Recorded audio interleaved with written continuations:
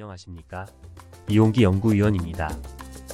지난 여름 석 달 열흘간 유럽 여행을 하고 돌아온 지 몇 달이 지났습니다.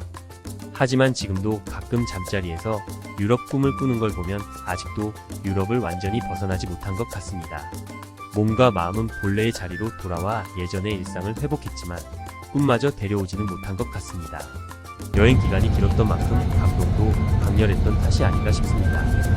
지난 6월 17일 출국해서 9월 26일 귀국했으니까 날짜로는 총 100일이 걸린 여행이었습니다.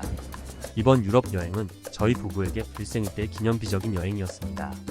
많은 것을 보고 느끼고 배울 수 있었습니다. 여행을 무사히 마칠 수 있었던 점을 다행으로 생각합니다. 여행 기간에 아무런 사고가 없었고 건강에도 아무런 문제가 없었습니다. 서로 의지하며 한 몸처럼 붙어 다닌 집사람과도 어쩌다 의견 충돌은 있었지만 여행 동반자로서 팀워크에는 흠잡을 데가 없었습니다. 여행하는 동안 매일 평균 10km 정도를 걸었습니다. 캐리어를 끌고 가기도 하면서 구경거리를 찾아 다니다 보면 그 정도 걷는 것은 자연스러운 일입니다. 100일을 돌았으니까 우리 부부가 걸은 거리가 무려 1000km에 달합니다. 관광도 하면서 건강도 챙기는 일석이조의 여행이었죠. 여행을 떠나기에 앞서 결심한 게 하나 있었습니다. 절대 욕심내지 말고 무리하지 말고 일정에 얽매이지 말고 느긋하게 즐기면서 여행하자는 것이었습니다. 그리고 초심을 끝까지 지키면서 여행을 완주했습니다. 여행 준비도 파리까지의 왕복 항공권과 처음 며칠간의 숙소 예약 말고는 정해진 게 없었습니다. 백지 상태로 간 뒤 그때그때 마음 가는 대로 편하게 만들어간 여행이었습니다. 한 곳에서만 머물다 올 수도 있었습니다. 그런데 현지에 가서 보니 여기저기 눈길 가는 곳이 생기기 시작했습니다. 그 결과 일일이 기억하기도 벅찬 많은 나라와 도시를 가게 되었습니다. 이번에 방문한 곳이 나라로는 모두 18개국이고 하루 이상 체류한 도시는 42개소에 달합니다.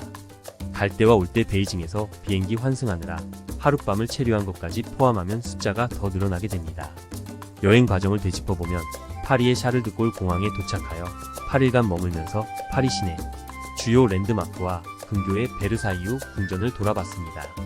그리고 프랑스 북부의 노르망디 지방으로 이동해 몽생 미셸 수도원과 생말로 그리고 제2차 세계대전 상륙작전이 펼쳐진 해변 등을 방문했습니다. 그 다음에는 벨기에 브뤼셀과 안트베르펜, 네덜란드의 암스테르담 등을 거쳐 독일 북부 항구 도시 브레멘과 함부르크를 여행한 뒤 덴마크 코펜하겐을 지나 스칸디나비아 반도로 들어갔습니다. 스웨덴, 노르웨이, 핀란드 세 나라에서는 수도와 제2도시들을 모두 방문했습니다. 그리고 크루즈선으로 발트해를 건너 에스토니아, 라트비아, 리투아니아 등 발트해 3국을 차례로 돌았습니다. 이어서 폴란드로 내려온 뒤 오스트리아를 거쳐 슬로바키아의 수도 브라티슬라바, 헝가리 부다페스트를 방문하고 발칸 반도의 주요 국가인 세르비아와 불가리아, 루마니아를 잇따라 여행했습니다.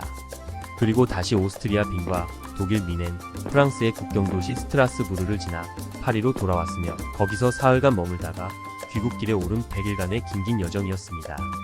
어느 곳 하나 즐겁지 않은 곳이 없었지만 그래도 가장 기억에 남는 두 곳을 꼽으라면 프랑스 노르망디 해안의 오마하 비치와 푸켓, 해안에 있는 불가리아의 바르나 비치를 들고 싶습니다.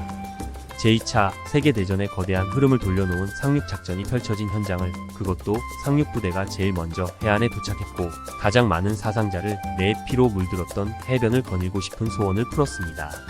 저의 서재 책상에는 오마하 해변에서 가져온 조약돌 2개가 있습니다.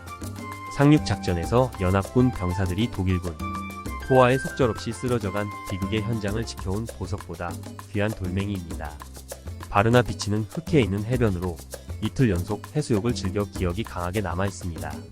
가는 모래밭이라 발이 푹푹 빠지는 비치와 에메랄드빛 바다가 아름답지만 러시아와 우크라이나가 전쟁 중인 바다 저편에서 포성이 들리는 듯해 내내 마음이 아팠습니다. 다음 회에서는 시니어 부부가 장기간 자유여행을 떠나려면 어떤 준비와 자세가 필요한지에 대해 소개하도록 하겠습니다.